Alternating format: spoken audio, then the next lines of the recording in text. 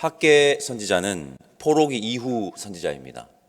포로기 이후라 하면 바벨론에 의해 포로로 끌려간 남유다 백성들이 포로 생활을 마치고 남유다로 돌아오던 시기를 말합니다.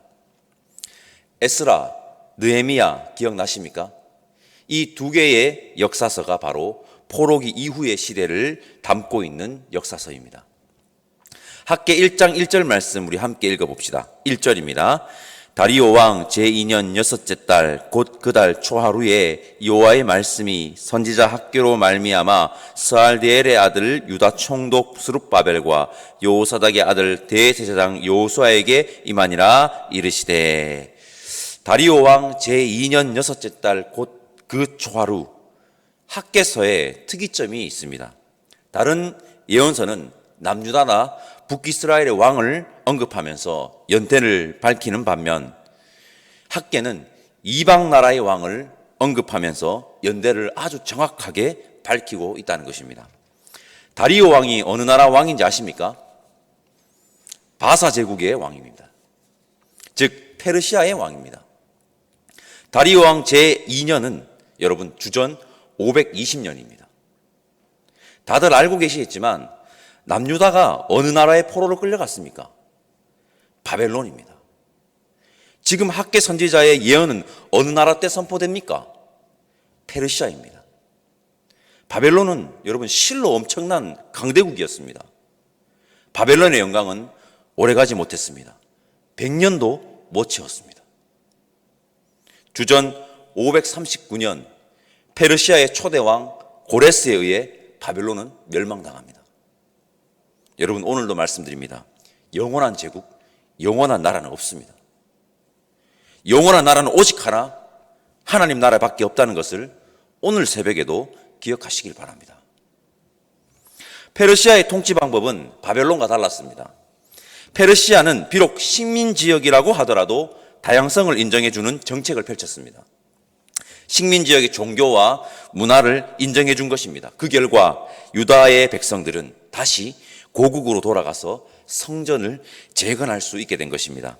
여러분, 하나님은 역사의 주관자이자 온 땅의 통치자이십니다. 이것은 우연이 아닙니다. 저는 하나님의 역사에는 우연은 없다고 믿습니다. 이것은 하나님의 섭리입니다. 페르시아 왕 고레스의 칙령에 의해서 1차로 포로 귀환을 한 자 중 지도자급이 오늘 본문 1장 1절에 나오는 스룹바벨과 여호수아입니다. 그들은 성전을 재건하기 시작했습니다. 여러분, 하나님의 일을 여러분 제대로 하려고 하다 보면 항상 방해와 직면하게 됩니다. 에스라 4장에 보면 사마리아 사람의 방해로 성전 재건이 중단되었다는 기록이 나와 있습니다.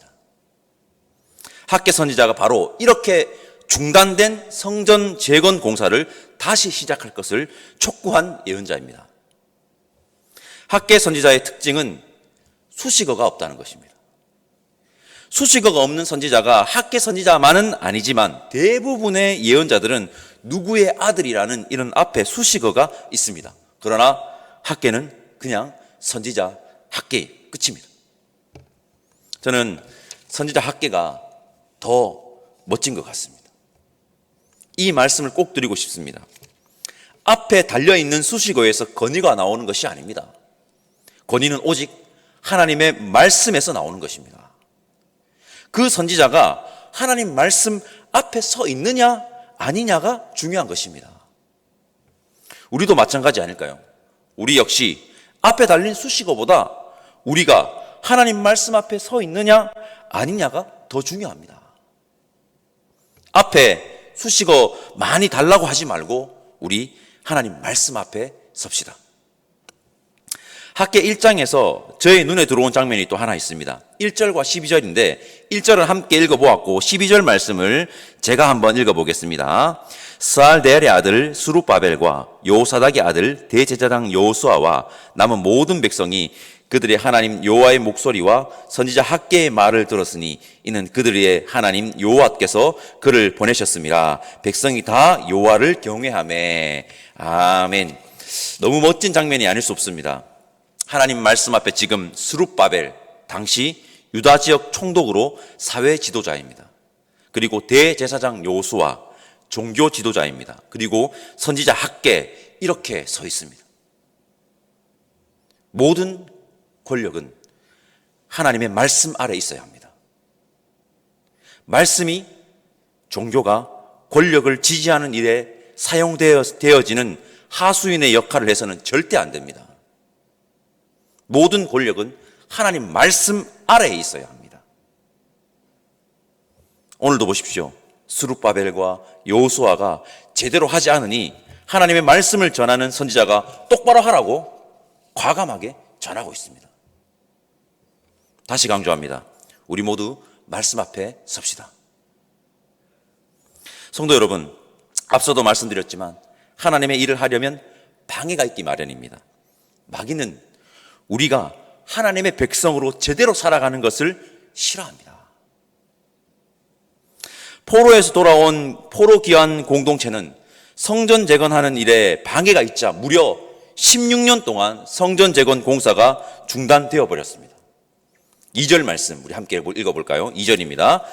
만군의 여호와가 이같이 말하여 이르노라. 이 백성이 말하기를 여호와의 전을 건축할 시기가 이르지 아니하였다 하느니라. 아직 때가 아니라는 것입니다. 핑계 없는 무덤 없다고 했습니다. 여러분, 핑계 대려면요 100가지도 넘게 될 수 있습니다. 이래서 안 되고 저래서 안 되고 구구절절 이유를 만들어 낼 것입니다. 3절과 4절 말씀도 읽어볼까요? 3절과 4절입니다. 여호와의 말씀이 선지자 학개에게 임하여 이르시되 이 성전이 황폐하였거늘 너희가 이때에 판백한 집에 거주하는 것이 옳으냐? 예루살렘으로 돌아온 하나님의 백성들은 성전 재건에 방해가 가해지자 하나님의 성전 재건은 중단한 채 자신들의 집을 짓는 일에 몰두한 것 같습니다. 여러분, 성전 재건의 의미가 뭘까요? 학개서가 교회 건축을 할 때 자주 인용되는 성경 구절인데 이것이 단순히 건축을 독려하는 의미일까요? 아닙니다. 학개서 1장, 학개 1장에 2번 나오는 문장이 있습니다. 행위를 살필지니라. 행위를 살필지니라. 그리고 하나님은 선지자 학개를 통해 자신의 집만 짓는다고 경고하십니다. 자신의 집만 짓고 있다고 경고하십니다. 성전 재건의 의미를 말씀드리겠습니다. 성전을 재건한다는 것은 자신의 유익을 위해 사는 것이 아니라 하나님을 위해서 사는 것입니다. 우리의 행위가, 우리의 삶이 나 자신의 유익만에 몰두되어 있는지, 하나님을 위해 살고 있는지 한번 돌아보았으면 좋겠습니다.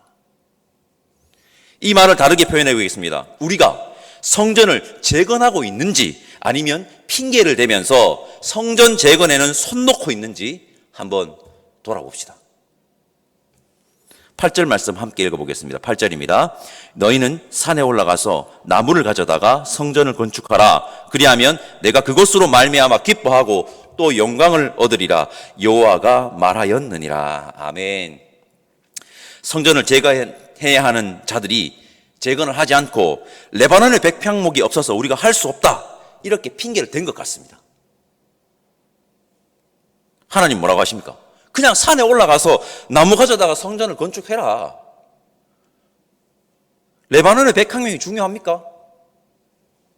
아니, 솔직히 말해서 하나님이 거할 데가 없어서 지금 재건하라고 하시는 겁니까? 백향목이 중요한 것이 아니라 그들의 마음과 행위가 중요한 것입니다.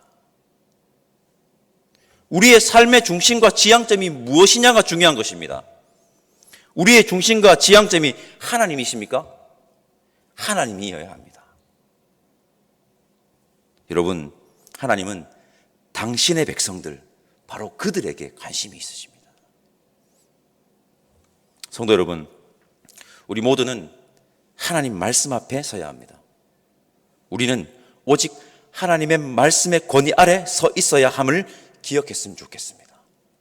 선지자, 사회 지도자, 종교 지도자 예외 없습니다. 모두가 다 하나님 말씀 앞에 서야 합니다. 성전을 재건하려고 하면 방해가 반드시 있습니다. 왜냐하면 마귀는 하나님의 백성들이 하나님의 백성답게 살아가는 것을 싫어하기 때문입니다.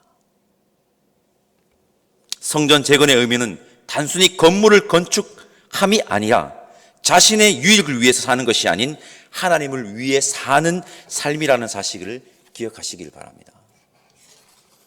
우리 성전을 재건함에 있어 핑계하지 말고 하루하루 성전을 재건하는 삶, 즉 자신의 유익이 아닌 하나님을 위해 사는 자들이 되었으면 좋겠습니다. 그렇게 결단하는 자와 하나님은 늘 함께 하십니다. 오늘도 말씀하셨습니다. 14절과 15절 말씀 우리 함께 읽어보겠습니다.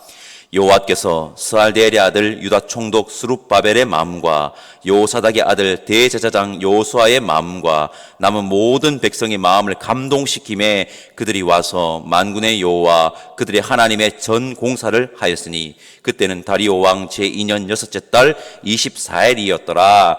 아멘. 우리 역시 스룹바벨과 여호수아 그리고 모든 백성들이 결단한 것처럼 우리 삶에 성전 재건을 해 나가기로 결단하는 이 새벽이 되었으면 좋겠습니다. 성도 여러분, 오늘도 성전을 재건합시다. 기도하겠습니다. 하나님, 감사합니다. 오늘 학개서 앞에 우리 모두를 세우시니 감사합니다. 하나님, 우리가 하나님을 위해 살기로 하나님의 백성답게 살아가기로 다짐하면 을에 방해가 온다는 것을 오늘 말씀을 통해 보았습니다. 거기에 넘어져 핑계만 대는 자들이 아니라 성전 재건, 즉 오늘 하루를 자신의 유익이 아닌 하나님을 위해 사는 그리스도인 될 수 있게 성령 하나님 우리를 인도하여 주옵소서. 감사드리며 우리를 위해 이 땅에 오신 예수님의 이름으로 기도드립니다. 아멘. 하늘에 계신 우리 아버지, 아버지의 이름을 거룩하게 하시며 아버지의 나라가 오게 하시며 아버지의 뜻이 하늘에서와 같이 땅에서도 이루어지게 하소서. 오늘 우리에게 일용할 양식을 주시고 우리가 우리에게 잘못한 사람을 용서하여 준 것 같이 우리 죄를 용서하여 주시고 우리를 시험에 빠지지 않게 하시고 악에서 구하소서. 나라와 권능과 영광이 영원히 아버지의 것입니다. 아멘.